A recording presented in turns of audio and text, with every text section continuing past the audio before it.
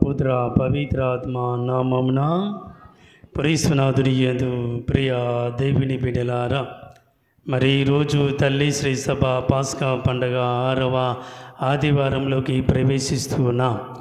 ఈ శుభతరుణంలో 2 విషయాలు మనం గుర్తించుకోవాలి, నేర్చుకోవాలి మన అనుదిన జీవితంలో అని తల్లి శ్రీ సభ మనకు గుర్తు చేస్తూ ఉంది. మొట్టమొదటిది ఇది, ఈ లోకంలో ఉన్నటువంటి ప్రేమ కంటే యేసయ్య ప్రేమ చాలా గొప్పది. రెండవది, ఈ లోకంలో చాలామంది మోస స్నేహితులు, ఫ్రెండ్స్ ఉంటూ ఉంటారు. మిమ్మల్ని మోసం చేయకుండా ఉన్నటువంటి గొప్ప ఫ్రెండ్ జీసస్, ఆయనే మన యేసయ్య. గట్టిగా చప్పట్లు కొట్టండి ప్రియ దేవుని బిడ్డలారా. హల్లెలూయా, హల్లెలూయా. తండ్రి వందనం, తండ్రి వందనం, తండ్రి వందనం, తండ్రి వందనం, యేసయ్య వందనం, యేసయ్య వందనం, యేసయ్య వందనం, యేసయ్య వందనం, యేసయ్య వందనం, యేసయ్య వందనం, ఆత్మదేవ వందనం, ఆత్మదేవ వందనం. హల్లెలూయా, హల్లెలూయా, హల్లెలూయా, హల్లెలూయా. ప్రియ దేవుని బిడ్డలారా, మరి ఈరోజు గొప్ప దేవుని యొక్క ప్రేమ గురించి ఈరోజు మనం నేర్చుకోవాలి. యేసు ప్రభుని అడిగారు, యేసయ్య మీరు నన్ను ఎంతగా ప్రేమిస్తున్నారు అంటే ఆయన అన్నారు, 2 చేతులు పైకి లేపి ఆ కల్వరిగిరిలో చూపినటువంటి ప్రేమ, ఇంతగా నేను మిమ్మల్ని ప్రేమిస్తున్నాను, నిన్ను, నీ కుటుంబాన్ని, నీ పిల్లల్ని అని ఆయన 2 చేతులు కల్వరిగిరిలో ఆ శిలువ మ్రాణి మీద ఆయన 2 చేతులు చాచి, ఇంతగా నిన్ను మేము ప్రేమిస్తున్నాను. ఈ లోకంలో ఎవరు కూడా ప్రేమించినటువంటి ప్రేమతో, ఎవర్ లాస్టింగ్ లవ్, శాశ్వతమైన ప్రేమతో నేను మేము ప్రేమిస్తున్నాను అని ఆ గొప్ప యేసయ్య కల్వరి గిరిలో ఆ శిలువ మీద మనందరి కోసం ప్రాణత్యాగం చేసి ప్రేమను చూపినటువంటి గొప్ప వ్యక్తి ఆ దయామయుడు, కరుణామయుడు, ఆ ఉత్థాన క్రీస్తు ప్రభు. హల్లెలూయా, హల్లెలూయా, హల్లెలూయా. కాబట్టి ప్రియ దేవుని బిడ్డలారా, ఈరోజు ఈ లోక ప్రేమ ఎలాంటిది, లోక స్నేహం ఎలాంటిది, ఫ్రెండ్షిప్ ఎలాంటిది అని మనం తెలుసుకోవాలా. ఈ లోకంలో చాలామంది ప్రేమ అంటే భయపడే రోజులు ఇవి. ఆ రోజుల్లో ప్రేమ అంటే కుటుంబాల మధ్య, స్నేహితుల మధ్య, బంధువుల మధ్య ప్రేమతో జీవించేవారు. ఈ రోజుల్లో బంధువులు, చుట్టాలు వస్తున్నారు, ప్రేమ చూపిద్దామంటే కనపడలేదు ప్రేమ. ఎప్పుడు వెళ్ళిపోతారా, ఎందుకు వెళ్ళిపోండి, ఇలాంటి రోజుల్లో ఉన్న ప్రేమ, బంధుత్వాలు అనేవి పోయాయి. చిన్న చిన్న విషయాల్లో గొడవలు, పోట్లాటలు పెట్టుకొని ప్రేమించలేకుండా, మాట్లాడలేకుండా ఎన్నో సంవత్సరాలు జీవిస్తూ ఉన్నారు. అలాంటి ప్రేమలో మీరు జీవించవద్దు. నేను చూపినటువంటి ప్రేమలో ఆ గొప్ప దేవుడు ఏ విధంగా ప్రేమించాలి, ఏ విధంగా ఆయనను వెంబడించాలి అని మనం నేర్చుకున్నాం. అలాంటి ప్రేమలో ఈ లోకంలో నీవు, నీ కుటుంబం, నీ పిల్లలు, మనందరము కూడా అలాంటి ప్రేమలో ఎదగాలి అని ప్రభు మనకు తెలియజేస్తూ ఉన్నారు. మనం చూస్తూ ఉన్నాం. ఒకసారి బైబిల్ తీయండి, ద్వితీయోపదేశ కాండము 6వ అధ్యాయము వచనాలు ఒకసారి ఆలకిద్దాం. ద్వితీయోపదేశ కాండము 6వ అధ్యాయము వచనాలు 4 నుండి 7 వరకు చదువుదాం. ప్రేమలో నీ కుటుంబం, పిల్లలు ఎవరిని ప్రేమించాలి, ఎలా జీవించాలి, మీరు, మీ కుటుంబం ఏ విధంగా దేవుని ప్రేమలో ఎదగాలి అని దీంట్లో చక్కగా రాయబడి ఉంది. ఇశ్రాయేలులారా, ఇశ్రాయేలులారా వినుడు, వినుడు, మన దేవుడైన ప్రభువు, మన దేవుడైన ప్రభువు, ఏకైక ప్రభువు, ఏకైక ప్రభువు, మీ దేవుడైన ప్రభువును, ఈ దేవుడు, మీ దేవుడైన ఈ ప్రభువును పూర్ణ హృదయముతోను, పూర్ణ హృదయముతోను, పూర్ణ మనస్సుతోను, పూర్ణ మనసుతోను, పూర్ణ శక్తితోను, పూర్ణ శక్తితోను ప్రేమింపుడు. ప్రేమింపుడు. తర్వాత వచనం 7 వరకు. నేడు నేను మీకు ఉపదేశించిన ఈ ఆజ్ఞలను, నేడు నేను మీకు ఉపదేశించిన ఈ ఆజ్ఞలను, ఈ నియమాలను ఎన్నటికి విస్మరింపకుడు, ఎన్నటికీ విస్మరింపవద్దు, మరవవద్దు. తర్వాత వీనిని మీ పిల్లలకు బోధింపుడు, మీ పిల్లలకు బోధింపుడు. గట్టిగా చప్పట్లు కొట్టండి ప్రియ దేవుని బిడ్డలారా.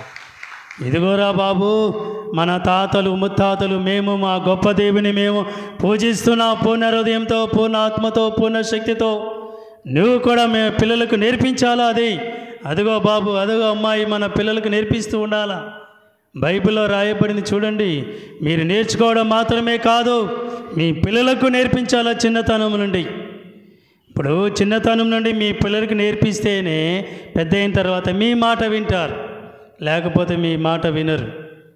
ఇప్పుడు చిన్నగా ఉన్నప్పుడు వాడు చక్కగా వాళ్ళని మాటలు ఆలకించాడు అనుకోండి, బాగానే ఉంటుంది. తర్వాత ఏంట్రా తప్పు చేశావంటే వాడు మిమ్మల్ని ఎదిరించే స్థితికి రాబోతాడు. వస్తుంది అమ్మాయి కూడా. కాబట్టి మీ పిల్లలకు నేర్పించండి.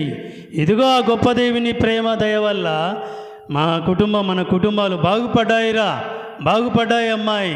కాబట్టి ఆ దేవుని మనం మర్చిపోరాదు, ప్రేమించాలా పూర్ణ హృదయంతో, పూర్ణ ఆత్మతో, పూర్ణ శక్తితో అని మన పిల్లలకు నేర్పిస్తూ ఉంటే వాళ్ళు కూడా దేవుని మార్గంలో నడుస్తారు, దేవుని ప్రేమలో ఎదుగుతారు. లేకపోతే ఇవన్నీ జీవితాలు వ్యర్థం. ఈరోజు నీ పిల్లలకు నువ్వు నేర్పించలేకపోతే రేపు నీ మాట వినరు, తల్లిదండ్రుల మాట వినరు, సంఘం మాట కూడా వినరు. అలాంటి స్థితికి మనం రావద్దు. పోయిన శనివారం నేను హుసేనుపురం చర్చి బ్లెస్సింగ్ చేసుకుంటూ వస్తూ ఉన్నాను. రాత్రి సుమారుగా 10-10:30 అవుతూ ఉంది. మధ్యలో తలగాంకి ఆ యొక్క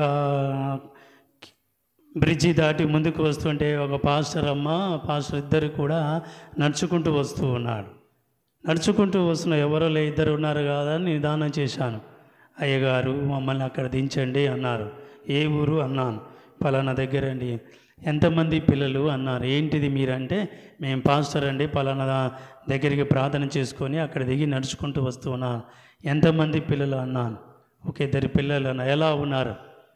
అయ్యగారు ఫాదర్ అని చెప్పేసరికి తర్వాత ఫాదర్ గారు, మా పిల్లలు మా మాట వినట్లేరండి. ఒక పాస్టర్ అమ్మాయి ఉండి వాళ్ళ పిల్లలు చూడండి ఎంత వాళ్ళ బాధ చెప్పుకుంటున్నారు. మా పిల్లలు మా మాట వింటలేరు. సుమారుగా 10-10:30 ప్రాంతంలో ఈ మాటల సంభాషణ పోయిన శనివారం వారం అయిపోయింది. పిల్లలు మేము పాస్టర్ అమ్మైనా సరే పిల్లలు మా మాట వినట్లేరు. వాళ్ళు ఇదిగో కష్టపడి దేవుని వాక్యాన్ని సువార్తను బోధించుకొని అక్కడి నుంచి ఆ యొక్క బ్రిడ్జి దగ్గర నుంచి నడుచుకుంటూ వస్తున్నాం ఈ తలగాం గ్రామానికి అని అంటూ ఉన్నారు. ప్రార్థన చేస్తాను, పర్వాలేదు, మీ పిల్లలు త్వరలో మారిపోతారు, ప్రార్థన చేయని మీరు కూడా అన్నాను. ఓకే అని వాళ్ళని దించేసి వచ్చాను. అది చూడండి, ఒక పాస్టర్, ఒక ఉన్నతమైన కుటుంబంలో కూడా పిల్లలు మాట వినరు. ఒక మాస్టరు, టీచర్లు, పాస్టర్లు మన కుటుంబాలు ఉన్నా కూడా మీ పిల్లల మాట వినట్లేరు. చర్చికి రారు, దేవుని మాట వినరు, ప్రార్థనల పూజలో భక్తి భావాలు పాల్గొరు. ఎందుకు? దేవుని ప్రేమించట్లేదు. మీ పిల్లలకు మీరు నేర్పించట్లేరు. ఇలా దేవుని ప్రేమించాలా, ఇలా ప్రతి ఆదివారం మన చర్చికి వెళ్ళాలా కుటుంబ సమేతంతో అని పిల్లలకు నేర్పిస్తూ ఉంటే, నేర్పించడం మాత్రమే కాదు, వారికి కానుకలు దేవునికి ఇవ్వడం కూడా నేర్చుకోవాలా, నేర్పించాలా పిల్లలకి. పిల్లలు చాలామంది తీసుకొని వస్తూ ఉంటారు కానుకలు. నేర్పించాలా చిన్నతనం నుండే. గొప్ప దేవుడు మనల్ని దీవించాడు, ఇంకా మనల్ని, మీ కుటుంబాన్ని, మన పిల్లలు కూడా దీవిస్తారు అని ఆయన నియమాలు పిల్లలకి నేర్పించినప్పుడు నీ జీవితం గొప్పగా దీవెనలు పడుతూ ఉంటాయి. ప్లేటో అంటూ ఉంటారు, ఈ ప్రేమలు అన్నీ కూడా దేవుని ప్రేమ చెంతకు దగ్గరకు చేర్చే ప్రేమ కావాలి, కానీ నాశనం చేసే ప్రేమ స్నేహం కావద్దు ఈ లోకంలో అని ప్లేటో గారు కూడా తెలియజేస్తున్నారు. ప్రియ దేవుని బిడ్డలారా, కాబట్టి ఈ లోకంలో ఉన్నటువంటి ప్రేమ కంటే యేసయ్య ప్రేమ చాలా గొప్పది. అందుకని మనం చూస్తూ ఉన్నాం. యోహాను సువార్త తీయండి, 15వ అధ్యాయము 12వ వచనం చదువుదాం ఒకసారి. యోహాను సువార్త 15వ అధ్యాయము 12వ వచనం చదువుదాం. నేను మిమ్ము ప్రేమించినట్లే మీరును ఒకరినొకరు ప్రేమించుకొనుడు. ఇదియే నా ఆజ్ఞ. చూడండి ప్రియ దేవుని బిడ్డలారా, యేసు ప్రభువు కడరా భోజన సమయంలో శిష్యులకు నేర్పిస్తున్నాడు. ఇదిగో ఈ ప్రేమ సందేశాన్ని నేర్పించండి, ఒకరినొకరు ప్రేమించుకుంటూ దీవెనలు పొందుతూ మరి దీన్ని జ్ఞాపకార్థంగా చేయండి అని యేసు ప్రభు ప్రేమ సందేశాన్ని శిష్యులకు నేర్పిస్తూ ఉన్నాడు. ప్రియ దేవుని బిడ్డలారా, మరి ఈరోజు మనం మొదటి పట్టణంలో విన్నాం, శిష్యులు జ్ఞానస్థానం ఇస్తూ ఉండగా పరిశుద్ధాత్మ దీవెనలు పొంది వాళ్ళు ఫలిస్తూ ఉన్నారు. వారి జీవితాలలో ఫలిస్తూ దేవుని యొక్క ప్రేమలో పరిశుద్ధాత్మ ద్వారా ఆయన ప్రేమలో ఎదుగుతూ ఉన్నారు. చూడండి ప్రియ దేవుని బిడ్డలారా, మరి రెండవ పట్టణం విన్నాం, ప్రేమ అంటే ఏంటిది, ఆ దేవుని ప్రేమలో ఎలా ఉండాలి అని మనం ఆలోచించి ఉన్నాం. మనం చూస్తూ ఉన్నాం. 1 కొరింథీయులు తీయండి 13వ అధ్యాయం ఒకసారి చూద్దాం.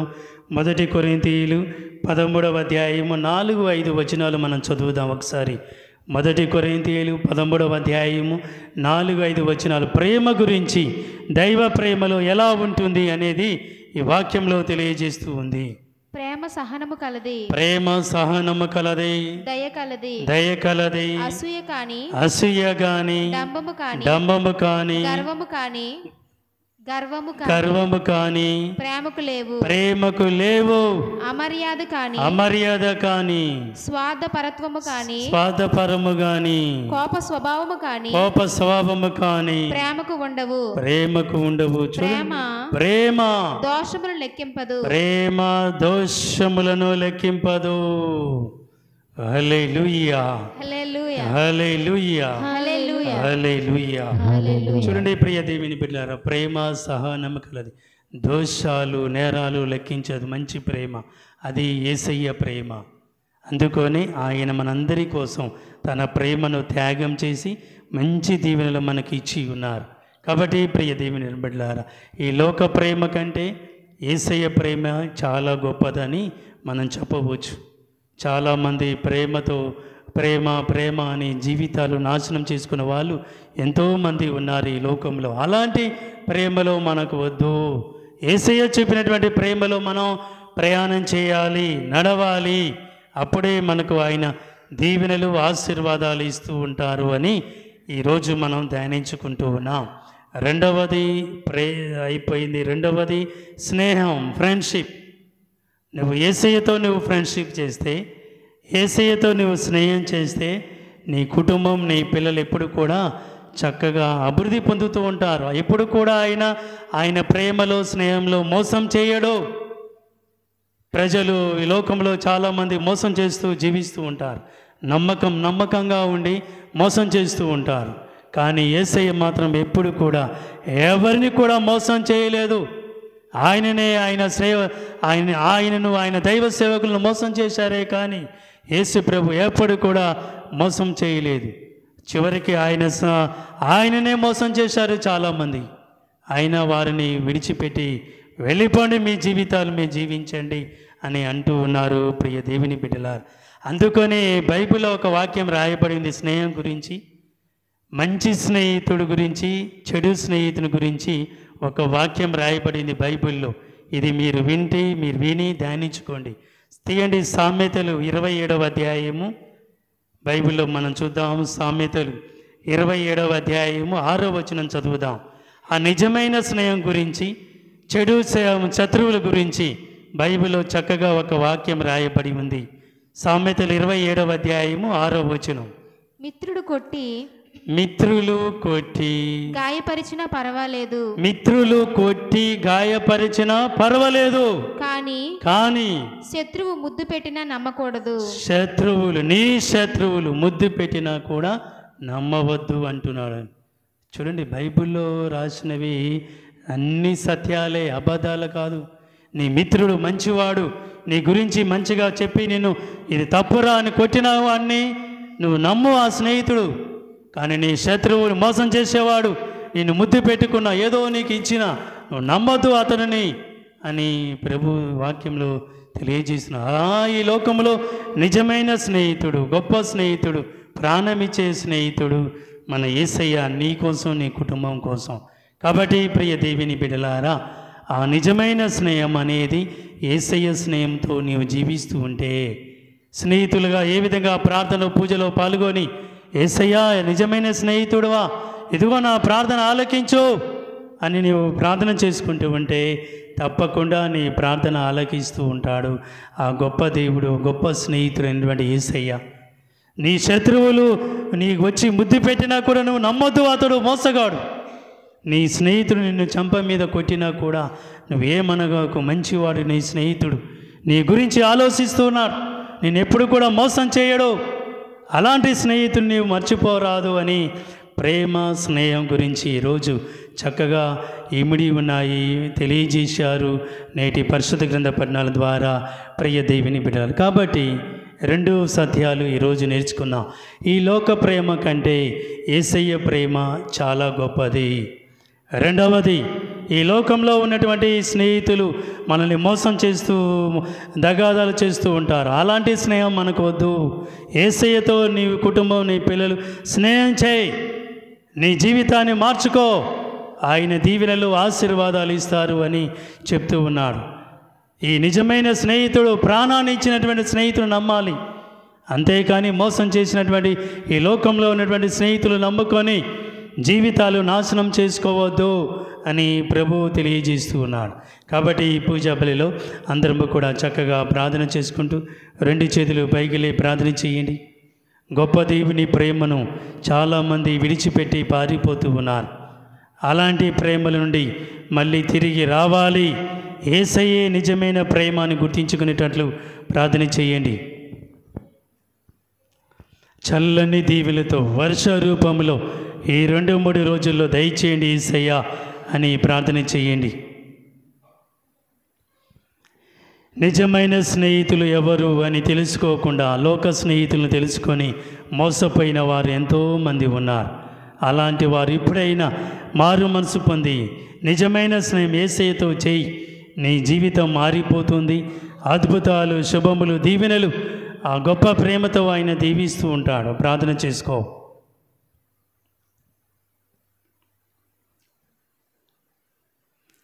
ప్రేమ మలిన ఓ సర్వేశ్వర, ఎక్కడైతే 2-3 గుమికూడి ప్రార్థిస్తూ ఉంటారో అక్కడ నేను ఉంటానని వాగ్దానం చేసినందుకు వందనాలు. మీ ప్రేమ, కరుణ, దీవెనలతో మమ్మ దీవించండి యేసయ్య. ఈ లోకంలో ఉన్నటువంటి ప్రేమ కంటే, ఈ లోకంలో ఉన్నటువంటి స్నేహం కంటే మీ ప్రేమ, మీ స్నేహం చాలా గొప్పది నాయన. అందుకొని మా అందరి కోసం ప్రాణత్యాగం చేసి ఉన్నారు 2000 సంవత్సరాల కిందట కలువరిగిరిలో. అందుకు వందనాలు యేసయ్య. మీ ప్రేమ కరుణ చేత ఈ బిడ్డలందరినీ కూడా దీవించి కరుణించి కాచి కాపాడి చల్లని దీవెనలతో మంచి వాతావరణంతో మమ్మందరినీ దీవించమని అమ్మ మరియ తల్లి మీ కుమారుని యొక్క ఆశీర్వాదాల ద్వారా అమ్మ కాచి కాపాడమని మా నాథుడైన క్రీస్తు ద్వారా ఈ మనవి చేయించున్నాము. పితా, పుత్ర, పవిత్రాత్మ నామమున.